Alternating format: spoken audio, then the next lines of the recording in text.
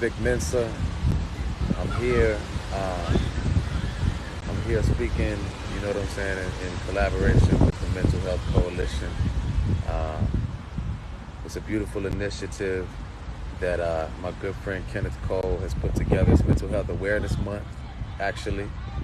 And so every day in May, there's going to be artists, um, actors, creative people speaking and being real about mental health on this page, on the Mental Health Coalition. It's called 121. Everyone needs to talk to someone. What's up? How you doing? Hello. Hi. How are you? I'm good. How you doing? I'm good. Chilling today. Where you at? Today's a good day. I swear it is. You in LA? I'm in LA. Yeah, I just got here last night. Okay, that's what's up. That's what's up. I'm in Chicago right now. You're in Chicago? I was just listening to Temporary right before I started this up. So dope. Really? Thanks. Yeah, so Thanks. dope. I think that'd be a place where, that it made me think about some things, just like the when you said feelings are temporary, you know, and I feel like um, anxiety, depression, they intertwine, and it's so easy to feel in the moment like you're gonna be in this stuck place forever. Mm-hmm. You know what I'm saying? And Mm-hmm. that, and the moment that you do realize though that those things are temporary, it helps you to regain so much power. You know what I'm saying? Yeah, definitely on the regaining of power. It's the most important part. Yeah, man. I was talking to Kenneth Cole right before I did this, and he was like, the more vulnerable you are, the better it'll be. And so I was thinking, because I'm a person that, just my mental health has always been full of highs and lows, and It's the flow of life, man. I swear to God it is. And Ebbs I've and flows like the ocean. going through it since I was a kid, since I was, I think 15 is when I first realized something was going on, and I went to, see like some psychiatrists, and they're like, you have generalized anxiety, and start taking medication and stop taking medication and start again, and I wanted to ask you, um, what are some of the things that help you to cope with your anxiety? Well, it's funny you ask that. So it depends on the day. Sometimes I choose unhealthy coping mechanisms, and other days I choose healthy coping mechanisms. I'm gonna be straight up. You know what I'm saying? Like, Yeah. because I could sit here and say my only coping mechanism is to breathe, but that's Just not true. breathing exercise. You know what I mean? No, but for real, actually, breathing has been helping me a lot lately. Whenever I start getting that like tightening feeling in my chest, or like the knot in my stomach, because that's kind of what it feels like to me, is like there's like a weight on my chest, and like I can't like take a full breath. So I just kind of encourage myself to do that even more. So I'll sit there now, and like it's this new technique that I came across. It's like, it's not new, but like it's new to me. It's like you just take a deep breath for 8 counts, and then you hold it for 4 counts, and then you let it go 8 counts. And like that counting and that Yeah, I like intentional that. breathing really genuinely calms me down. I try to do like 10 breaths.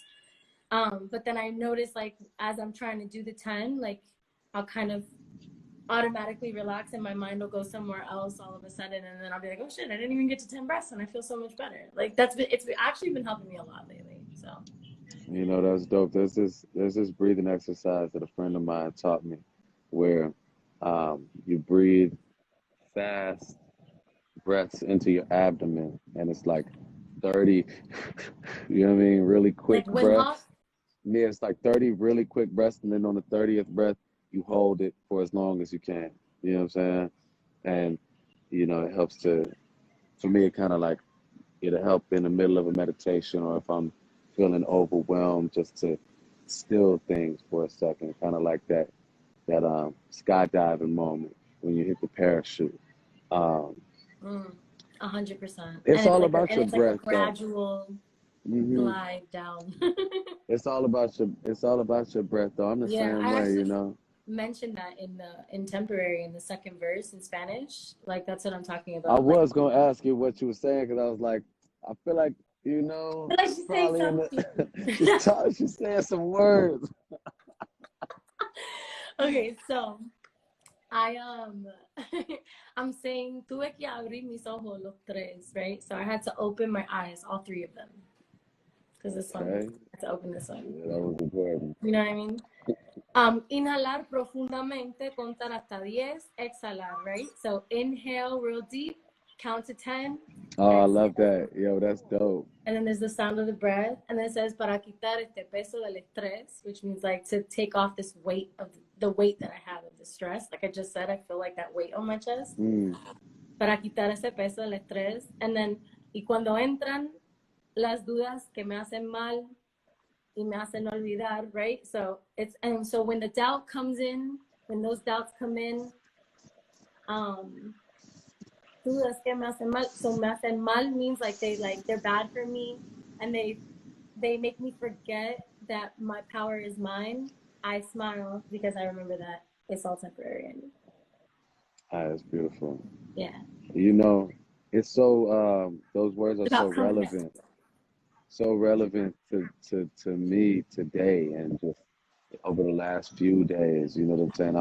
I find that oftentimes my anxiety and depression they manifest themselves most potently in the morning. You know, that's why Mm, I try to stack things in the morning. Like I'm boxing one day or I'm lifting another day because if I'm left to my own devices, I know that the morning it can yeah. be tough for me. You know, and So the other exercise helps you then, like to release endorphins and to like it channel does your anxiety. It helps me too. That I've been working out more 100%. regularly lately, and that's helped me a lot actually.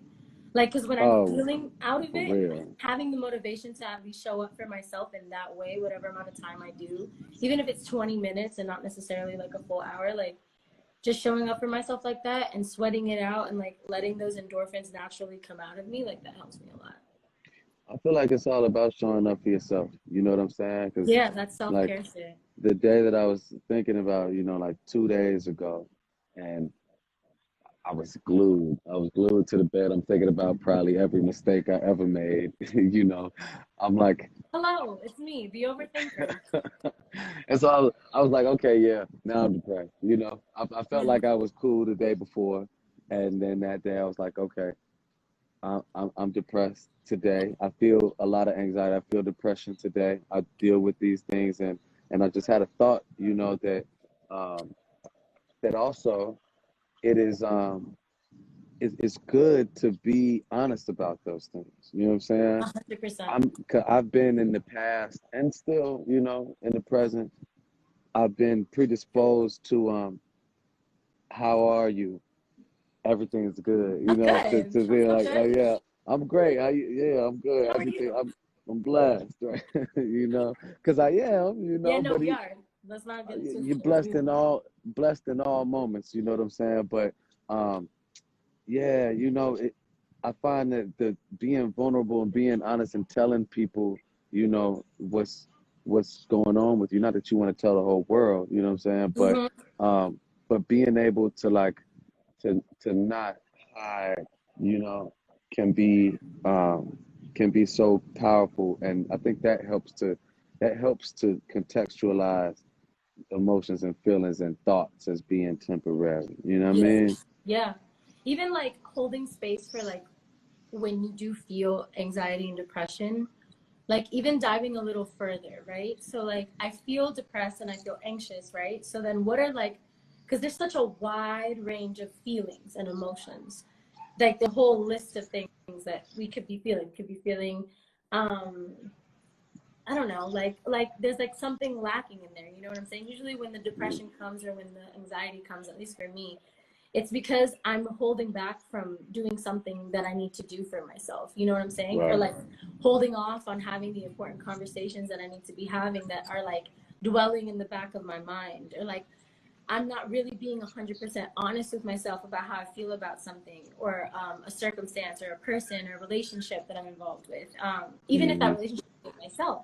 So like sitting there with the feeling of depression, yes, but also kind of interrogating it a little bit, like asking it a question, like asking a harder question, being like, okay, yes, you're depressed, but like, why are we depressed? Like, what are the Right. things that have triggered us? What are the things, what are the feelings that are coming up? Like, is it unworthiness? Is it insecurity? Is it that I don't feel safe right now? Is it that someone has brought up an insecurity of mine that actually really hurts and I'm trying to like play it off, and that bearing of it is causing me to feel anxious? Like, you know what I'm saying? Like I recently had like this crazy thing, random thing happen to me that just like really triggered me, and I tried to avoid the fact that it had triggered me for a while, and then I like it was building up inside of me, not having addressed that. Like that made me feel it made me revert back to like a hurt inner child of like feeling unworthy, you know what I mean, and not deserving of what I do for a living, right? Like, or not deserving of like the way that I to feel good about myself and like confident in my art, you know what I'm saying? Which is like one of my biggest insecurities is like when someone has something to say about my art and like it's not positive, I'm like, man, shut the fuck up. Like That's the insecurity of being an artist, though, because I'm to I'm the so point where sensitive, like man. I'm so I'm so sensitive. sensitive. I don't read nothing. I don't read no comments, no reviews. Like, you know, I Yeah, went fuck through all a of it. I don't watch and shit back. If I people do it, sent I no, I send it don't to the watch world. nothing back. You know, people I send don't me want to know. reviews. They sent me a review the other day, like, you know, my rep from my label, shout out to Nadine, great woman, sent me a review. I'm like, okay, it's probably a good review. You know, she sent it to me. It's good. And then in there it says something about, you know, and then I don't know why he put this cliche song in there, and I was like, I quit. I quit. I can't believe someone thinks I'm cliche. I can't. I was like, I quit, man. I can't. And you know, but honestly though, that stuff is very triggering for me though. Yeah. You know what I'm saying? Like, I find that like internet, social media, that there's so much triggering So there. many opinions. It's like motherfuckers have So so many. many opinions. And I'm like, Wow, too do you many. need to be talking right now? Did you have to say that to me? Like, I'm okay. Too many motherfucking opinions. That's why I like, you know, it's That's a good song to for be able there. to. I swear to God, I got a tattoo of it. God damn it. Oh, Tired of it. cancel them. Let them go, you know. Social media detox sometimes is necessary, you know. And that's a thin line as an artist too, Have because you done those? Have you ever done like a successful social media detox? I did it for 2 days. Yeah, I did it for 2 months one time, man. I actually Really? 3 months. I did no Twitter and no Instagram. I would just have my Actually, assistant post for me if I felt like posting something.